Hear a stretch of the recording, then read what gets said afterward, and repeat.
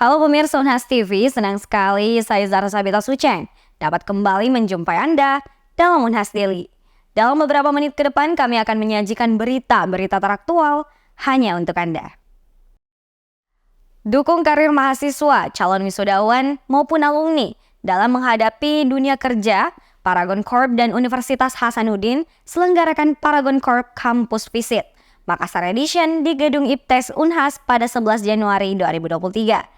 Berikut liputan selengkapnya untuk Anda. PT Paragon Technology and Innovation, salah satu perusahaan fast moving consumer goods, bidang kosmetik terbesar di Indonesia yang berdiri sejak 1985 dan terus melakukan banyak inovasi sampai sekarang. Dengan berpegang pada 4 pilar, yakni pendidikan, kesehatan, lingkungan, dan pemberdayaan perempuan.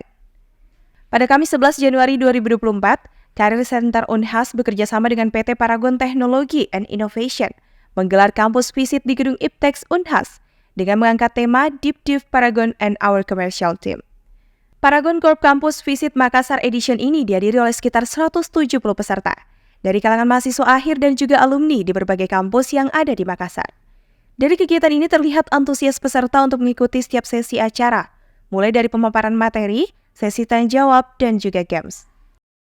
Kegiatan ini secara resmi dibuka oleh Kasubdit Penyiapan Karir Unhas, Sahrianti saat Eshut MSc PhD. Dalam sambutannya, Kepala Karir Center Unhas ini menyampaikan ucapan terima kasih atas kerjasama yang terjalin selama ini antara Unhas dan Paragon. Pada kesempatan yang sama, sejumlah pembicara dari Paragon Corp juga turut serta hadir sebagai narasumber, diantaranya Human Resources Business Partner Paragon, Ayu Ardatila Yuliarta yang memberikan informasi terkait penerimaan pada Parapreneurship Development Program.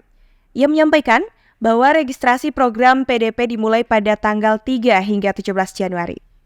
Penerimaan ini tidak dibuka setiap tahun dan untuk Unhas sendiri terakhir dibuka pada 3 tahun yang lalu.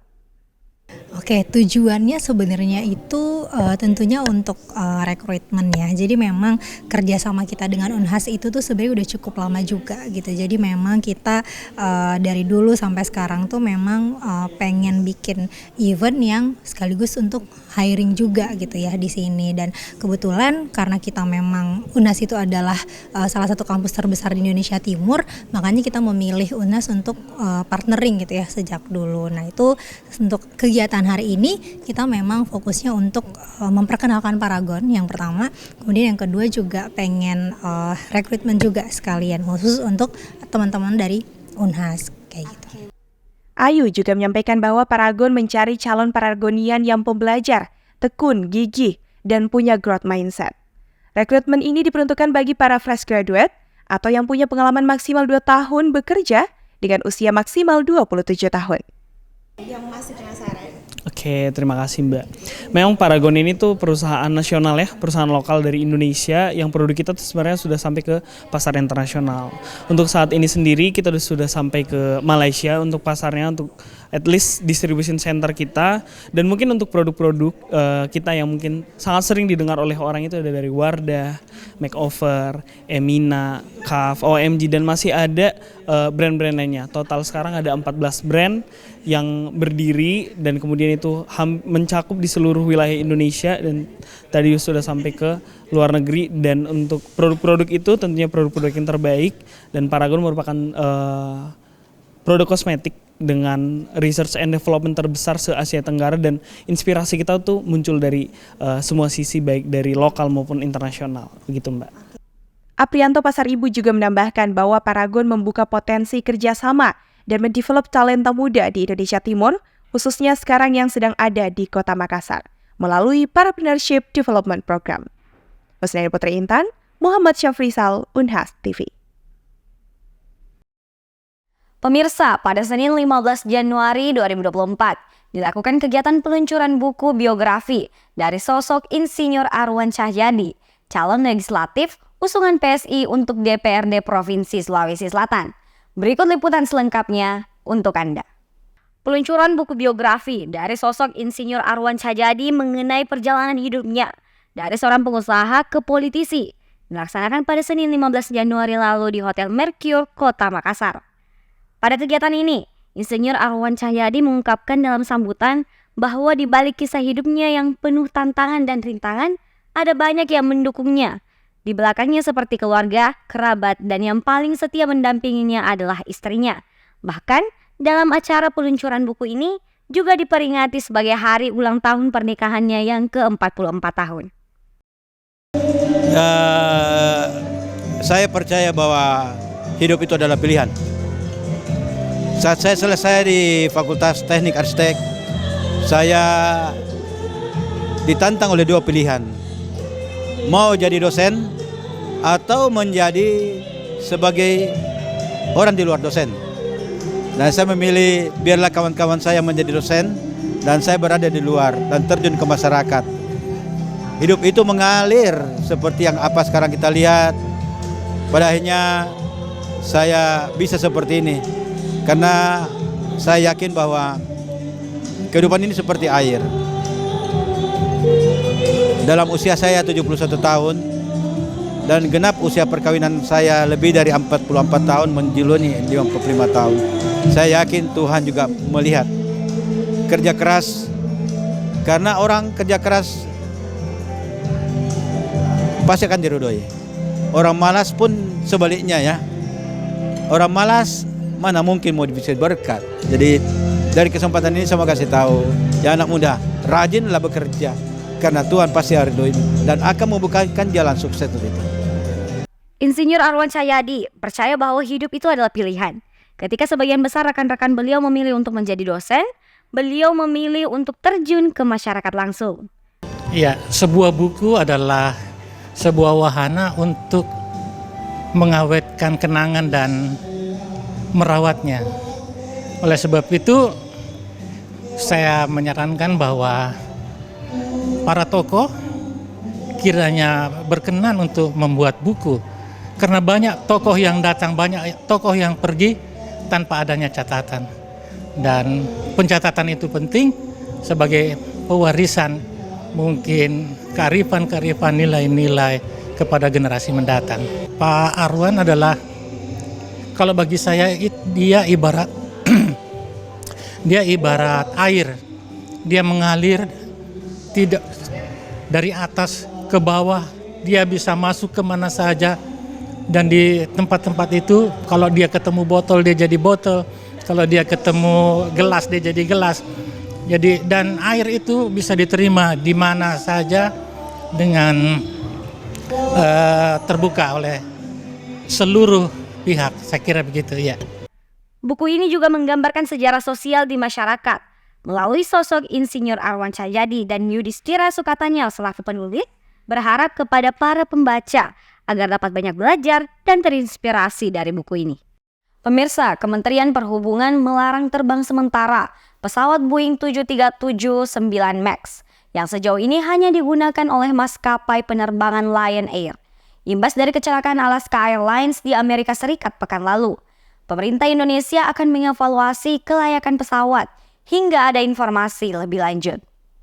Direktur Jenderal Perhubungan Udara Kementerian Perhubungan M. Kristi Endamurni mengatakan pihaknya telah berkoordinasi dengan Federal Aviation Administration Amerika Serikat Regional Asia Pasifik, Boeing, dan Lion Air. Alasannya hanya maskapai nasional tersebut yang menggunakan jenis pesawat Boeing 737-9 MAX dengan registrasi PKLRF, PKLRG, dan PKLRI. Boeing telah memberikan konfirmasi melalui surat elektronik kepada Lion Air yang diterima pada tanggal 7 Januari 2024, bahwa 3 unit pesawat Boeing 737-9 MAX milik Lion Air tidak termasuk dalam kategori tersebut, karena memiliki perbedaan tipe pintu mid-exit dengan pesawat milik Alaska Airlines. Boeing 737-9 MAX milik Lion Air tidak menggunakan tipe mid-exit door lock, tetapi menggunakan mid-cabin emergency exit door type 2, yang berarti sistem pada pintu darurat bagian tengah tersebut berfungsi aktif dan dapat digunakan untuk proses evakuasi. Kemenhub menjelaskan bahwa larangan tersebut diambil sebagai langkah pencegahan demi keamanan penumpang. Pihak berwenang yang sedang melakukan evaluasi menyeluruh terhadap keandalan pesawat-pesawat Boeing 737-9 MAX yang beroperasi di Indonesia. Ya, jadi terima kasih kesempatan yang diberikan kepada saya dari Unhas TV. Mau memberikan tanggapan terkait insiden pesawat Alaska Airlines tujuannya ke Ontario, California dari tempat asal Portland, Oregon. Itu kira-kira belum lama take off, pintunya terjebol ya atau sobek. Bagaimana terkait kebijakannya. Jadi apa yang diambil, langkah yang diambil oleh FAA atau Federal Aviation Administration untuk memban untuk sementara untuk tidak membolehkan pesawat Boeing 737 MAX 9 itu terbang, dan seluruh Boeing 737 MAX 9 termasuk 3 maskapai Lion Air, Boeing 737 MAX 9 itu di-ban atau dilarang terbang sementara. Itu adalah suatu langkah yang sangat tepat. Mengapa? Karena di dalam dunia penerbangan dan bandar udara, keselamatan dan keamanan itu yang utama. Jadi safety and security itu yang utama.